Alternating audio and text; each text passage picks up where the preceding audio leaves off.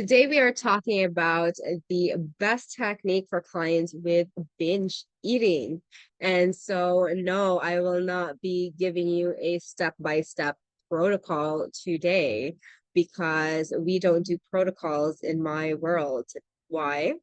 Because no two people are ever the same. A protocol is a step-by-step process, assuming that all clients will fit into this box, but we know that that's not the case, right? And so also when we get into the thinking of there is the best technique for a symptom, what have we done? We have treated the symptom instead of the person.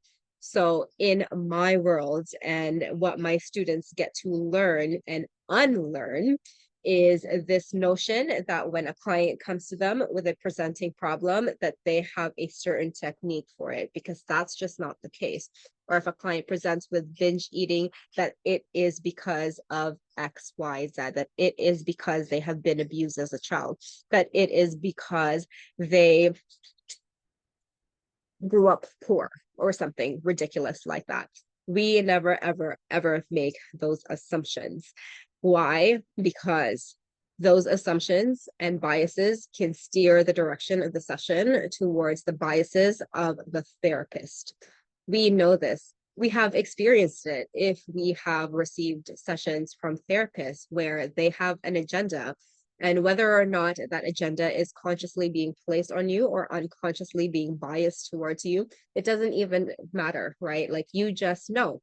I have been in therapy before, I have been in hypnotherapy before, and I have had some therapists who, I wouldn't say forced, but steered the direction towards what they think I needed instead of what actually I wanted to talk about. So when we start thinking into this mode of binge eating, there is one best technique for it. We just have just done that. Whether or not you realize it or not, that is just a fact, right? We know how powerful our beliefs are. So if you start believing that binge eating is because someone has childhood trauma, then you're going to look for childhood trauma in your sessions that may or may not exist. Will it exist? Maybe, but you won't know that until you sit your ass down in front of the client, right? So never assume beforehand.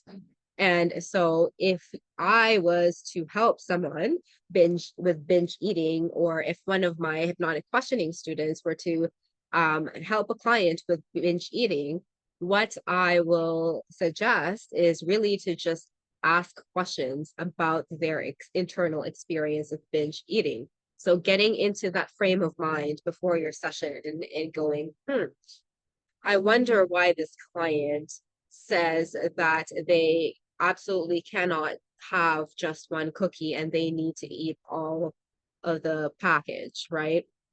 Getting into that mindset of curiosity is what's going to help you get there.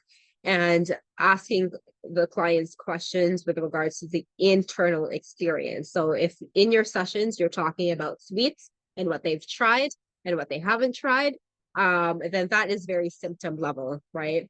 But getting into the deep feelings and associations and thought processes and that automatic response to have the binge is what's going to be helpful. So asking questions about the internal process instead of the external symptom level process, it's really what's going to help you to best serve your clients. And so one quick example of this is, a question that is very surface level is like, okay, so what happens when there is a box of donuts in front of you and you want to have some, right? That is a good start.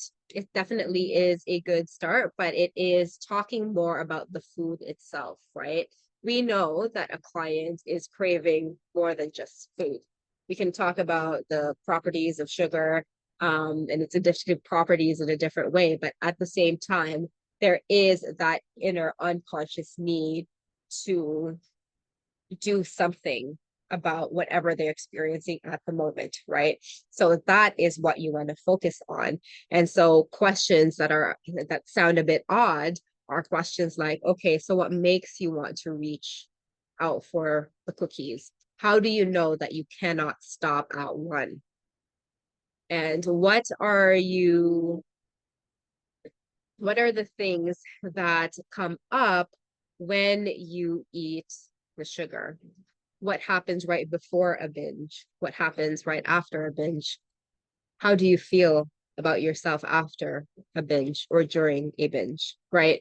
So asking those questions is going to be a lot more powerful than just saying, what kind of foods do you eat? What have you tried before? Those are strategy type questions. They're not really investigatory questions. So getting really, really good at asking your questions and shying away from the mindset that there is one root cause for a symptom is going to be so much more helpful for you and your clients.